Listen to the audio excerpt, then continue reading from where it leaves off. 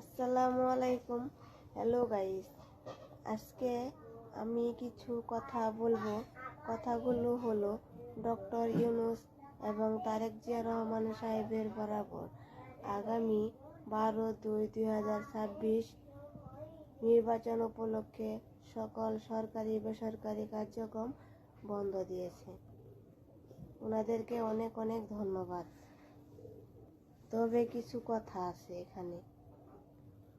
Vote দেওয়ার জন্য সকলেই দেশের বাড়ি চলে যাবে,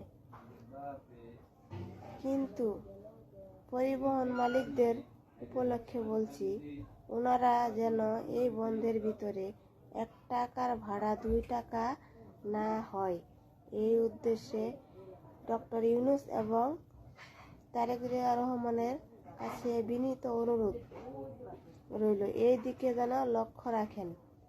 এটা শুধু আমার কথা নয়, সকল শ্রমিক ভাই বোন এবং দেশের সকলের কথা। আসসালামু আলাইকুম।